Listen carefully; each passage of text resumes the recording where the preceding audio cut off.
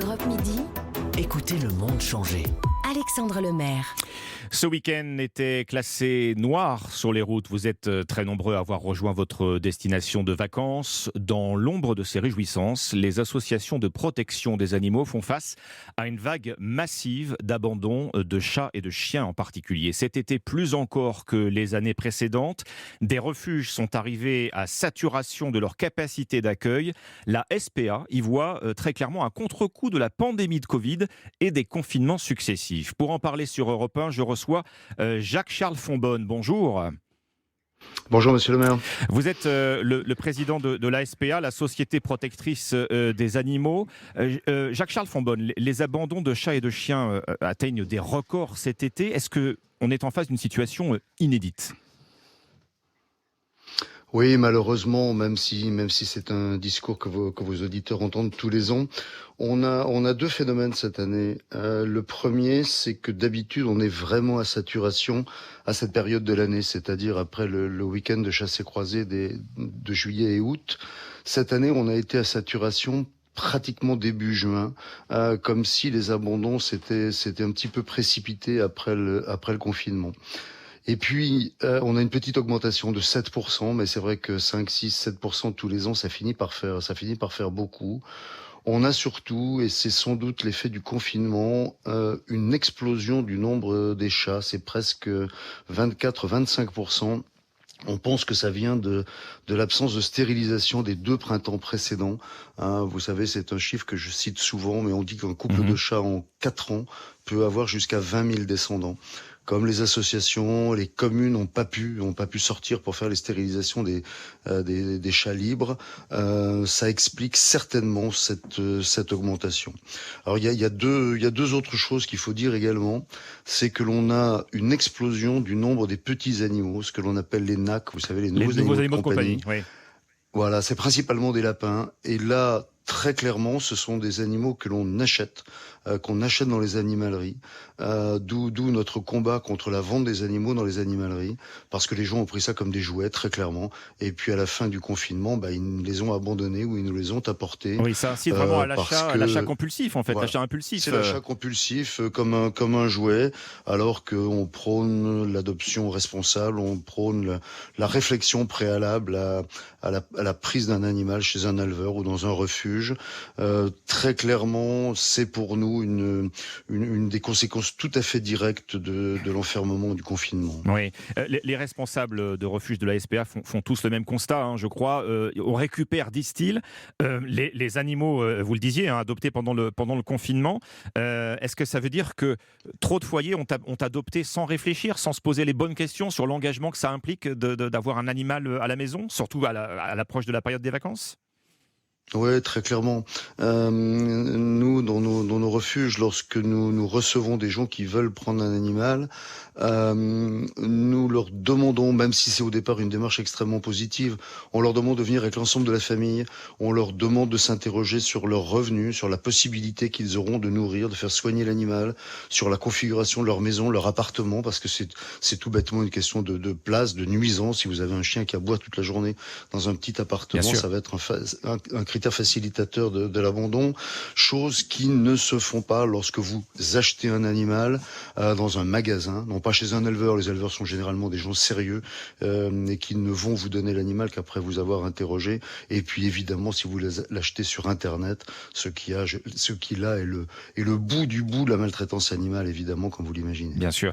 Jacques-Charles Fonbonne, que répondez-vous aux personnes qui viennent dans vos refuges et qui souhaitent se séparer d'un animal de compagnie ? Je sais que ce n'est pas toujours le cas, beaucoup sont abandonnés sur le bord des routes, mais à ces personnes-là, que répondez-vous ? Est-ce que vous pouvez encore accueillir des animaux dans les refuges cet été ? Alors, on se débrouille. Vous savez, les refuges sont le bout de la chaîne de l'abandon. C'est-à-dire que les animaux qui sont divagants sont recueillis, sont capturés plus exactement par les fourrières municipales, qui les gardent une 8aine de jours pour que les propriétaires se manifestent éventuellement et qui ensuite les donnent à des associations, singulièrement évidemment la Société protectrice des animaux.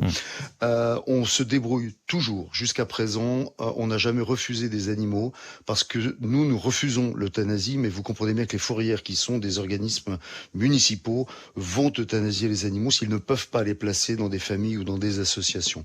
Donc on se débrouille, on a des familles d'accueil, on pousse un peu les murs de façon à les garder, mais pour répondre à votre question, on préfère que les gens viennent nous les abandonner. La consigne, c'est de ne jamais faire la morale aux gens. Ça sert à rien. Ça les culpabilise et le résultat, c'est qu'ils vont les abandonner de façon sauvage et d'une façon qui les condamne à mort irrémédiablement. C'est pour ça d'ailleurs que l'abandon est un délit puni de peine de prison et l'infraction la plus grave. Donc, si vous ne pouvez pas garder vos animaux, si vous n'avez pas réfléchi, si vous vous êtes embarqué dans une situation qui vous dépasse, amenez-les nous. Nous, on les soignera, on les gardera le temps qu'il faut et puis on les donnera à l'adoption dès qu'une famille se présentera. Et on n'est pas là pour juger les gens, on n'est pas là pour leur faire des leçons. On est là, c'est depuis 150 ans la mission de la Société protectrice des animaux qui est celle de protéger les animaux. Alors ça passe par l'éducation des gens, évidemment, mais concrètement, au jour le jour, le matin quand on se réveille, c'est de prendre des animaux et d'essayer de les sauver. Vous parliez du système D, en fait, qui est à l'œuvre malheureusement dans les refuges. Concrètement, comment vous prenez en charge les animaux abandonnés, Jacques-Charles Fonbonne ? Combien de temps, pour être très clair, pouvez-vous les garder ? Alors, on va les garder, je vais vous faire une réponse assez générale, on va les garder le temps nécessaire à leur adoption. On n'euthanasie pas les animaux. On va donc les garder quelques heures si une famille se présente et veut un animal qui a été pris très récemment. Et puis, on va pouvoir les garder plusieurs mois, malheureusement plusieurs années si on a du mal à les placer. On fait quelque chose qui est assez efficace, que j'ai découvert en prenant la présidence, c'est qu'on a des équipes de transfèrement et on se rend compte, c'est quelque chose que j'explique pas mais qui marche tout à fait bien, qu'on a des animaux, on a des chiens qui par exemple ne vont intéresser personne dans un refuge du sud-ouest ou du sud-est, que l'on va transférer dans un autre refuge, dans une autre région, et qui vont être adoptés en quelques jours, en quelques semaines. Voilà, c'est assez curieux. Est-ce que ça tient aux conditions d'hébergement des animaux ? Vous savez que les conditions sont assez stressantes. On a engagé à la SPA un très grand projet dans les refuges. C'est jamais une partie de plaisir lorsqu'on souhaite adopter un animal. Non, c'est jamais une partie de plaisir. Et justement, on veut maintenant créer des nouveaux refuges dans lesquels les gens viendront avec leur famille, avec leurs enfants, avec leurs animaux éventuellement, pique-niquer, voir des animaux, apprendre des choses et éventuellement adopter s'ils le souhaitent, mais sans que ce soit quelque chose qui est quand même anxiogène que d'aller voir des animaux qui sont enfermés. Je sais qu'il y a beaucoup de gens qui viendraient prendre des animaux et pour lesquels c'est un frein en se disant ça va être quelque chose de très émotionnant et j'ai pas le courage d'y aller. Oui, je lisais ce chiffre assez frappant, hein, Jacques-Charles Fonbonne. 60% des abandons d'animaux de compagnie, chats, chiens, ont lieu sur les aires d'autoroute au départ des vacances, en clair. Alors c'est possible, on en a, mais si vous avez pris l'autoroute ces derniers jours, vous voyez des chiens, vous voyez des chats qui courent le long de la bande d'arrêt d'urgence parce qu'ils ont été abandonnés. Ce dont on est sûr, c'est que l'on a 2 fois plus d'abandons pendant les périodes estivales que pour le reste de l'année sur une moyenne lissée des 10 autres mois. C'est vrai que c'est facile d'abandonner. Cela étant, c'est l'ancien gendarme qui vous parle. Sur les aires d'autoroute, il y a souvent des systèmes de vidéo, on est en voiture, on a une plaque d'immatriculation. Donc, écoutez, c'est un risque et comme je le disais tout à l'heure, c'est une infraction qui est punie de 2 ans de prison, de 30 000 euros d'amende, tribunal correctionnel, inscription au casier judiciaire, donc plus d'accès à la fonction publique, plus d'accès aux professions réglementées. Maintenant, voilà, comment peut-on abandonner un animal avec lequel on a passé quelques mois, quelques années ? Je veux dire, je laisse à la responsabilité de chacun, à l'introspection de chacun de se poser la question. Vous voulez peut-être lancer un appel, Jacques-Charles Fonbonne, à tout couple, à tout foyer qui se dirigerait vers l'adoption d'un animal. Il faut peut-être se poser les bonnes questions justement avant de franchir le pas.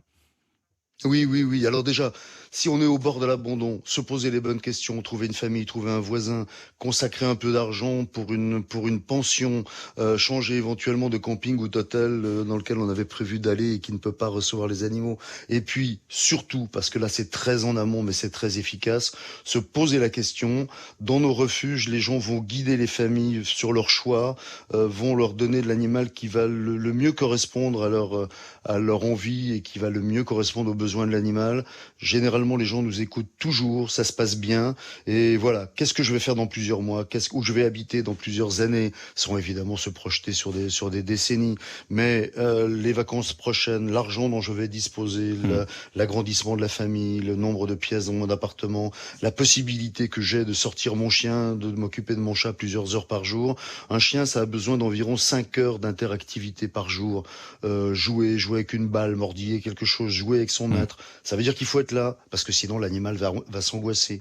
Il va aboyer. S'il aboie, les voisins vont être dérangés. On a ensuite tout un tas d'accumulation de facteurs qui vont évidemment faciliter l'abandon. Merci beaucoup Jacques-Charles Fonbonne, président de la Société protectrice des animaux, aujourd'hui dans Europe Midi.